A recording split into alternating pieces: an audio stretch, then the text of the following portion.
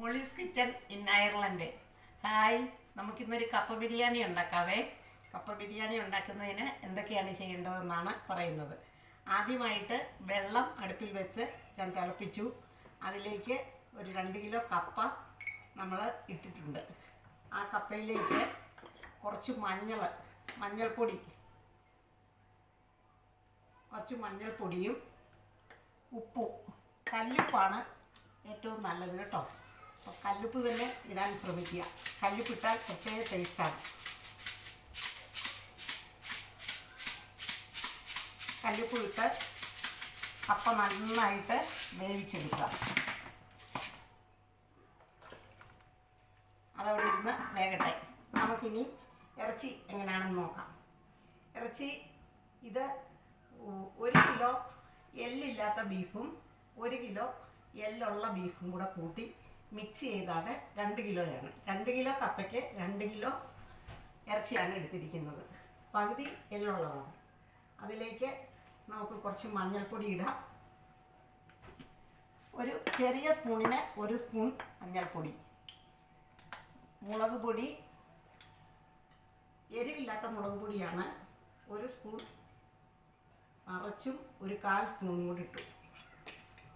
അതുപോലെ തന്നെ മല്ലിപ്പൊടി നമുക്ക് വലിയ സ്പൂണിന് 2 സ്പൂൺ ഇടാം.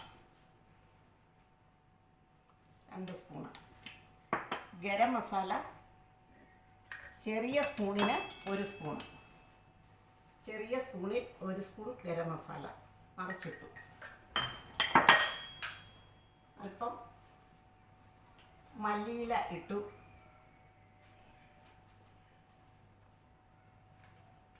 കുറച്ച് ഓയിലൊഴിച്ചു. ഉപ്പിട്ടു. ഇവിടെ ഇതിനാവശ്യത്തിനുള്ള ഉപ്പ് ഇടുന്നു. അതിനുശേഷം ഇതൊന്ന് ഇളക്കി കൊടുക്കുന്നു.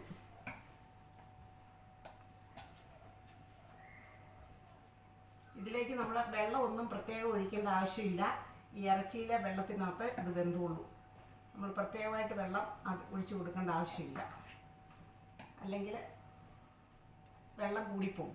നമുക്ക് കപ്പയിലേക്ക് ഇടുമ്പം വെള്ളം കൂടുതലായി പോകും. ചെയ്തു. പ്രഷർ കുക്കർ അടയ്ക്കുന്നു. ഇതൊരു 6 വിസിൽ വരുന്നവരെ. ഇവിടുത്തെ ഇറച്ചി ആയതുകൊണ്ട് 6 വിസിലിൻ്റെ ആവശ്യമുള്ളൂ. നാട്ടിലെ ആണെങ്കിൽ നമുക്ക് അതിൽ കൂടി കുറച്ചുകൂടെ വേവ് വരും. ഒരു 6 വിസിൽ നല്ല സൂപ്പറായിട്ട് നമുക്ക് വെന്ത് കിട്ടും. ഇങ്ങനെ നമുക്ക് കപ്പയും ഇറച്ചി വേവിച്ചെടുക്കാം. അതിനുശേഷം ഇതെങ്ങനെയാണ് മിക്സ് ചെയ്യുന്നതെന്ന് കാണിച്ചു തരാം കേട്ടോ. ഓക്കെ.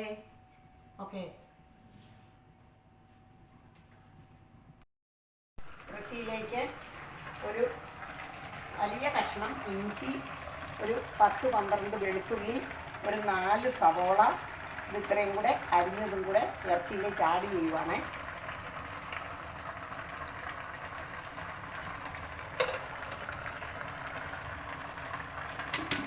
ഇതെല്ലാം കൂടെ നമ്മൾ ഒന്നുകൂടെ ഇളക്കി കൊടുക്കുന്നു.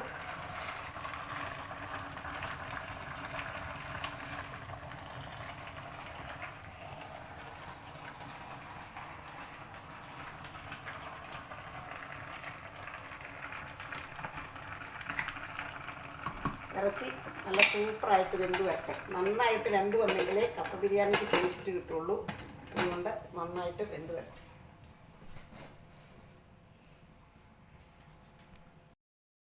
Hello, Molly's kitchen. നമ്മൾ ബീഫ് 2 കിലോ വേവിക്കാനായിട്ട് വെച്ചിട്ടുണ്ടായിരുന്നു.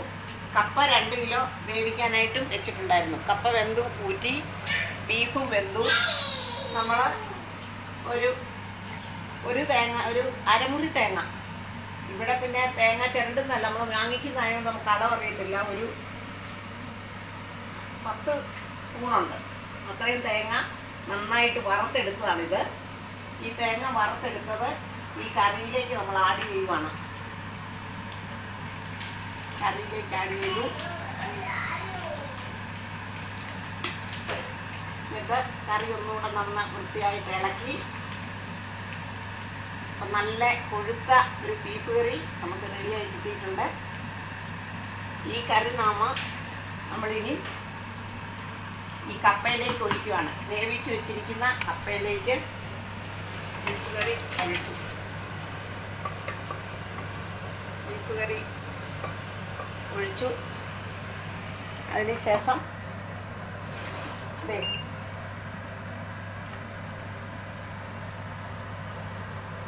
കപ്പ നമ്മൾ ഒന്ന് ഇളക്കി ചെറുതായിട്ട് ആവി കയറാനായിട്ട് വെക്കുന്നു.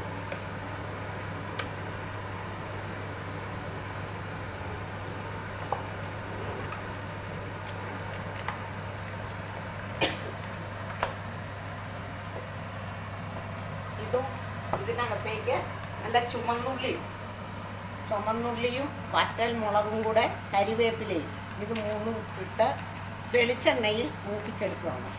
ഇതും കൂടെ നമ്മൾ ഇതിലേക്ക് ഒഴിക്കുകയാണ്. വെളിച്ചെണ്ണയിൽ ചുമന്നുള്ളി, ഒരു 10 ചുമന്നുള്ളിയും 2 വറ്റൽ മുളകും കരിവേപ്പിലയും എടുത്തത് ഇതിലേക്ക് ഒഴിക്കുന്നു. കപ്പ ബിരിയാണി റെഡി. ഇനി ഇളക്കി നമുക്ക് ഇഷ്ടാനുസരണം സെർവ് ചെയ്യാം. എല്ലാവരും ഇതുണ്ടാക്കി നോക്കണം. അങ്ങനെ നമ്മുടെ കോട്ടയം കപ്പ ബിരിയാണി, അതായത് കാഞ്ഞിരപ്പള്ളി കപ്പ ബിരിയാണി അയർലൻഡിൽ റെഡി ആയിട്ടുണ്ട്. ബൈ. ഓക്കെ.